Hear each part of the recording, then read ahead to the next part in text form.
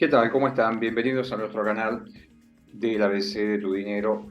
Eh, Nos parece que siempre, más allá de los contenidos, si uno quiere llamar así, troncales de la educación financiera, una lectura y un rescate de algunas de las noticias y de los cambios que se van generando en la macro y que tienen claramente un impacto en la micro, está bueno un repaso para entender, para quizás también, ¿por qué no?, capitalizar algunas situaciones que pueden ser ventajosas en un entorno donde parece que el grueso de las noticias y de las decisiones que se adoptan eh, intentan en algunos casos paliar o compensar, al menos parcialmente, los efectos de una economía que da síntomas de agotamiento, desorden y muchas dificultades para todos los ciudadanos. Bueno, entonces dijimos, hagamos un repaso, a ver qué temas pueden ser de interés, por lo menos lo que han ocurrido esta semana y que tienen que ver, ya digo, con ingresos y vamos a ver con cuestiones que hacen a la dinámica diaria de cada uno de nosotros como usuarios de servicios financieros. Así que, si me permiten, voy a empezar compartiendo entonces pantalla con temas que tenemos para hoy. Ya me adelanto un poco y vamos con este punto. Eh, Estamos entonces transitando una semana donde ha sido noticia el tema de los bonos, cambios en los ingresos y otras modificaciones. Está claro que en esta etapa uno lo que ve es como medidas que tratan de, por un lado, posdevaluación y disparada de precios, ir tratando de recomponer y de dar una respuesta a cada uno de los damnificados, ¿no? Las devaluaciones no son gratis, y máxime las devaluaciones que se realizan en entornos donde la macro está desordenada. Entonces, esto rápidamente se difunde y de manera negativa para la mayoría de nosotros en una pérdida de poder adquisitivo, suba de precios, ¿no? Dificultades para abastecernos, restricciones de oferta, muchos problemas. Entonces, este es uno de los temas centrales, ¿no? Esta idea de una respuesta a la carta, si quieres llamar así. ¿Qué puntos nos interesan destacar hoy? Bueno, acá hay variados. Vamos a hablar primero de este tema, de la devolución. Desde hace muchos años en la Argentina hay un esquema de devolución de impuestos. A muchos dicen devolución del IVA, no es así, porque es una cuestión más técnica, pero la realidad es que hay unos grupos de sectores que llaman vulnerados o vulnerables que tenían una devolución de impuestos que se venía estableciendo, que si no recuerdo mal, del año 2017, con muy poca difusión. Bueno, esto se ha ampliado, vamos a ver el universo de beneficiarios y montos que pasan a ser relevantes. Vamos a ver si esa relevancia, nosotros muchas veces decimos, esto es un dato de inclusión financiera, pero vamos a ver si esto funciona. Por lo tanto, ahí viene el rol de la educación financiera. ¿Qué cambios hubo con los códigos QR? Los códigos QR están teniendo cada vez más utilización a la hora de comprar, ¿sí? Cada vez somos más los que en nuestras operaciones tenemos que utilizar códigos QR. ¿Qué estaba pasando ahí? Quizás no todos éramos conscientes de algunas limitaciones que existían a los códigos QR. Bueno, vamos a hablar del bono para jubilados y pensionados con la mínima. ¿Qué está pasando con el tema de jubilaciones? Muy rápidamente, trabajadores en relación de dependencia, sea en el sector privado o sector público. ¿Y qué pasa con la compra de dólares? Sobre el final, ¿qué pasa con la compra de dólares? Empecemos por esto. Empecemos hablando de este asunto.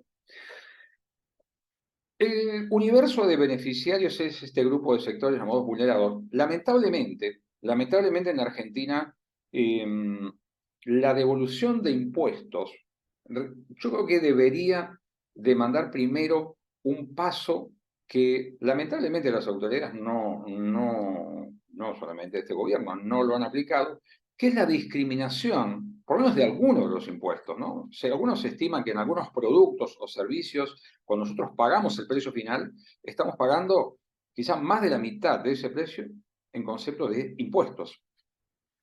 Digo que esté ese 50% discriminado, pero ¿por qué no? Bueno, puede haber un pasaje aéreo, por ejemplo, la discriminación de impuestos y tasas que existen, pero ¿por qué no, por ejemplo, el IVA?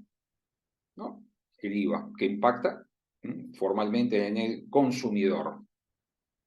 Esa discriminación nos permitiría a nosotros observar cuánto del precio, por lo menos uno de ellos, uno de los impuestos más significativos, cuánto de impuestos estamos pagando.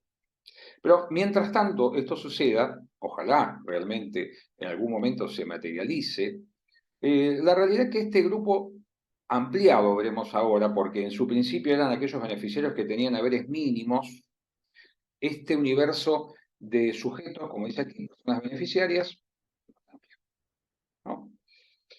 Hablamos ya de 3 haberes mínimos, ¿no? Estamos hablando de un haber mínimo, si queremos llamar así, en torno a los 90.000 pesos, ¿no? 87.000, 90.000 pesos. O pensión, ¿no? Aquí tenemos una serie de factores, así que se amplía el universo de los que cobran la mínima, los que cobran hasta 3 haberes mínimos, ¿no? Eso es un dato positivo. Uno dirá, bueno, pero muchos de ellos quizás no hicieron los aportes, se jubilaron con moratorias, sí, es un dato de la realidad. También es un dato de realidad que la devolución de impuestos es también un elemento que, más allá del beneficio que le otorga a quien hace uso de esta opción, también ayuda a formalizar y a mejorar la competitividad de la economía, ¿no? Porque hay mucha competencia informal, informal, sumergida, o en negro, digamos, que no paga impuestos y que el hecho de utilizar la tarjeta de débito para pagar las operaciones es un punto favorable.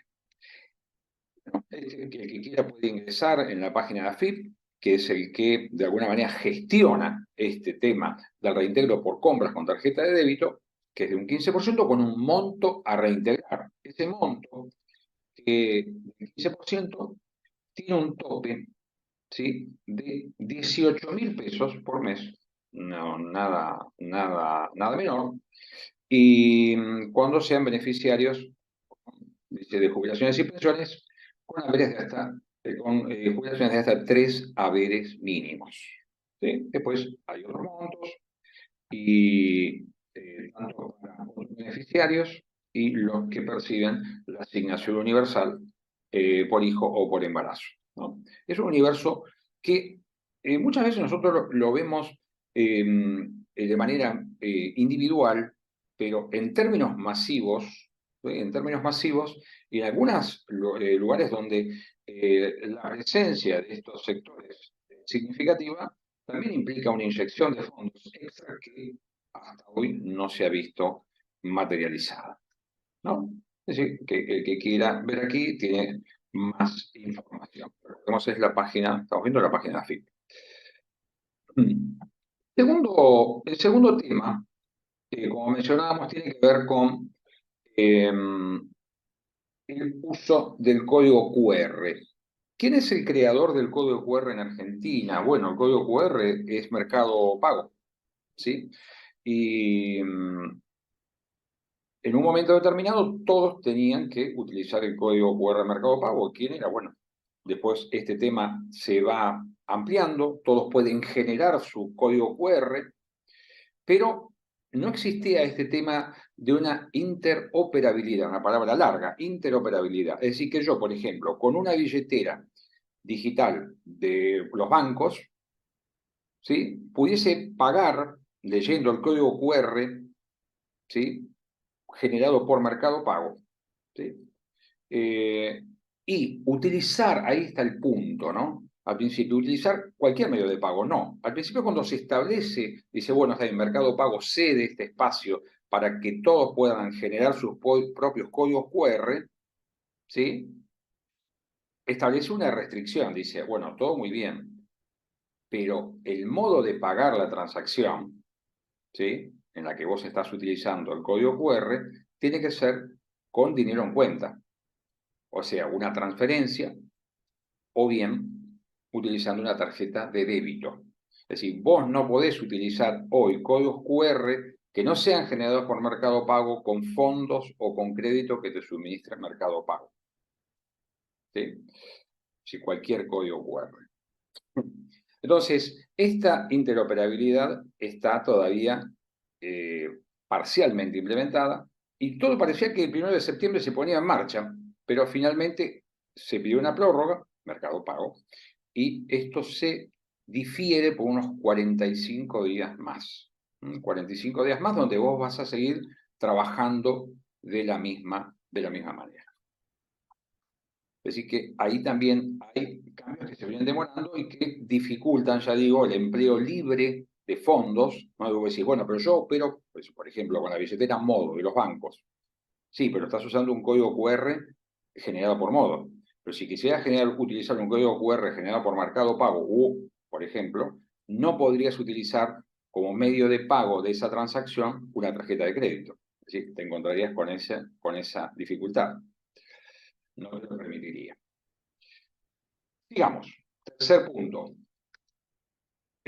jubilaciones. Es decir, dijimos que hay bonos, es decir, el esquema jubilatorio argentino, que en algún momento, como todo esquema de ingresos, uno dice, bueno, hay sectores que cobran haberes más altos y ahí se va conformando como una especie de escala o pirámide, donde, bueno, en la parte final están los sectores de mayores ingresos. Hoy tenemos una forma de distribución de los ingresos jubilatorios realmente cada vez más aplanadas. ¿Y qué quiere decir esto? Que hay muy pocas personas arriba, no importa el aporte que hayan hecho, las jubilaciones siempre tienen un tope, pero el problema es que se está ensanchando significativamente la base de personas que cobran los salarios mínimos, muchos de ellos ingresados a través de moratorias, muchas, la porción más relevante, y eso hace que la pirámide se ensancha y más que un pirámide es un trapecio, ¿no? Es una figura geométrica donde casi estamos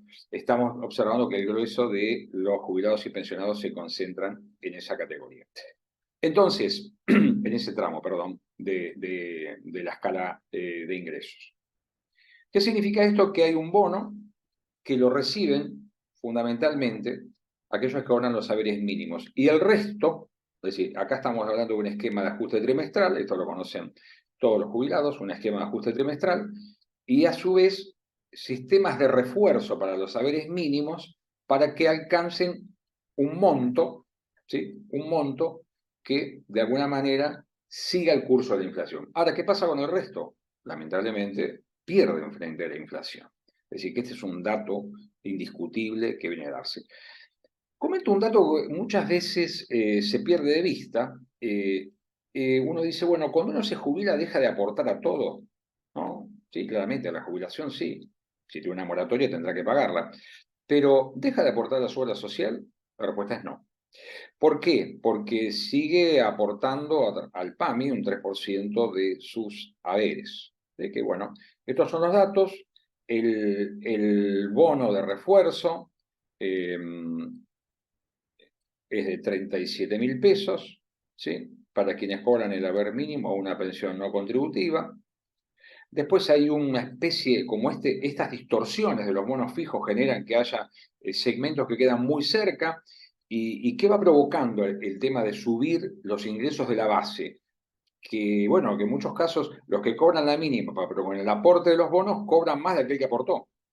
Bueno, entonces ahí se están estableciendo esquemas que tratan de despegar un poco el piso para aquellos que recibieron un aporte. Es decir, el sistema previsional argentino está realmente distorsionado, con muchas dificultades y seguramente más allá de su peso financiero para el presupuesto tendrá que ser una de las cuestiones a revisar, ¿no? Pero fíjate que este punto de haberes mínimos se relaciona con el punto que veíamos al principio del reintegro al que puedan acceder utilizando la tarjeta de débito para hacer sus compras. Estamos hablando claramente del mismo segmento, en definición. El otro era 3 haberes mínimos y acá estamos hablando de los que reciben la mínima, que ya hay ahí una brecha un poco más. Ese fue el cambio más importante en la devolución de impuestos. Temas a relacionar. Devolución de impuestos y jubilaciones. El tercero tiene que ver con el bono del sector privado. El bono del sector privado y del sector público.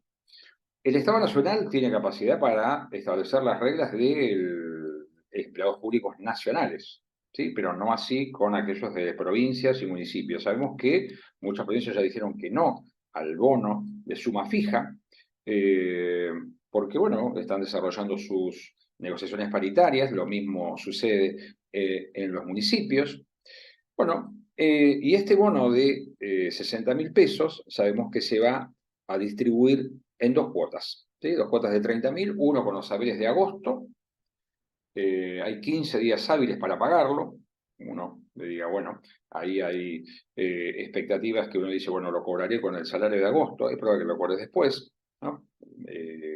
Y con los salarios de septiembre, la segunda cuota, es decir, que es esos 60.000 pesos, que también reconocen un tope, es decir, ¿son para todos los trabajadores? No, la respuesta es no, ¿no? Solamente aquellos que tengan un monto de salarios netos de hasta 400.000 pesos, lo cual vuelve a generar otras distorsiones, ¿no? El tema de la suma fija era un tema que se venía debatiendo y finalmente salió, bueno, con estas condiciones, ¿sí?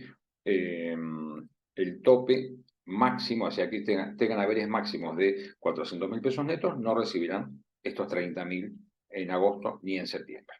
Bueno, como dijimos, en provincias y municipios hay que estar atento a lo que diga los gobernadores e intendentes, porque este punto habrá que esperar cómo se resuelve. Y hay otro dato, es que las paritarias en general se vienen desarrollando casi de manera, como decimos nosotros, 24/7, es decir, siempre están abiertas, ¿no? Porque termina de establecerse un esquema de ajuste salarial, pero la inflación va tan ligero que hace que esos ajustes pierdan su intensidad y su aporte a la recomposición salarial. Entonces se vuelven a reabrir eh, y habrá que ver entonces en cada uno de los convenios en los que se encuentren los trabajadores si esos 30.000 pesos, algunos pueden decir, y capaz que ya están dentro de las paritarias, están en proceso de negociación y están, puede ser que no los termines cobrando. ¿Por qué? Porque van a estar eh, absorbidos por la negociación paritaria. Así que también este es un punto que hay que prestar atención. Es decir, si la paritaria que se está desarrollando en tu actividad va a absorber esto y lo puede absorber de antemano, ¿sí? De antemano. Por lo tanto, quizás recibas el aumento de la paritaria y no recibas los 30.000 fijos, ¿no? Lo cual, digo, genera también como una especie de dualidad, un tanto esquizofrenia en cuanto a la negociación, porque está la paritaria abierta y paralelamente el Estado interviniendo con bonos. Cosas raras. El otro tema para finalizar, uno dice acá la letra chica, hay una letra chica que a los argentinos les interesa particularmente, ¿no? Y es el tema de la compra de dólares, ¿sí? La compra de dólares. ¿Qué pasa con la compra de dólares? ¿Puede haber alguna modificación? Amerita que nos planteemos en algún momento desde la ABC, más allá de comentar los cambios y tratar de esperar que esos cambios que muchas veces se anuncian se materialicen en los instrumentos, sean decretos o el tipo de formalidad que requiera la intervención, en este caso del Estado. Esperemos esa confirmación, ¿no? Más allá de los anuncios, porque dijimos, bueno, 30.000 para todos, no, vemos que es para algunos, y 30.000 y algunas condiciones, algunos cambios, algunas restricciones. Si hay algo que podemos mencionar como dato, es que en Argentina hay un dólar al que todos aspirábamos, después ese dólar se fue encareciendo, que es el famoso dólar ahorro. Y la pregunta es, aquellos que reciban los bonos o estén en condiciones de recibirlos, porque la paritaria se los puede absorber, ¿van a tener alguna restricción extra para la compra de dólar ahorro? ¿Sí? Ese dólar por el que casi 800.000 argentinos todos los meses, pero cada vez menos, ¿eh? Cada vez menos. ¿Por qué? ¿Porque perdieron el apetito? No, porque aparecen nuevas restricciones. Vean imposibilitado el acceso al dólar ahorro. Casi podríamos decir que con esta disposición de los bonos se ha decretado en la práctica la muerte del dólar ahorro. Pero vamos a dejarlo para un video de estos días para hablar cómo queda el mercado en cuanto a la accesibilidad de aquellas personas que con su dinero registrado, formalizado, en blanco, quieren comprar dólares y a cuáles son los que pueden acceder y bajo qué figura. Tiempos de muchos cambios y muchas modificaciones y letras chicas, ¿no? Nosotros siempre hablamos de la comprensión lectora como parte fundamental de la educación financiera. Así que un repaso de algunos de los temas que algunos te pueden tocar más de cerca, más de lejos, pero todos tienen impacto en tus finanzas. Así que la idea es contribuir desde esa perspectiva. Les agradezco que sigan nuestro canal, compartan los contenidos, se suscriban al mismo para seguir divulgando más y más educación financiera para todos. Muchísimas gracias.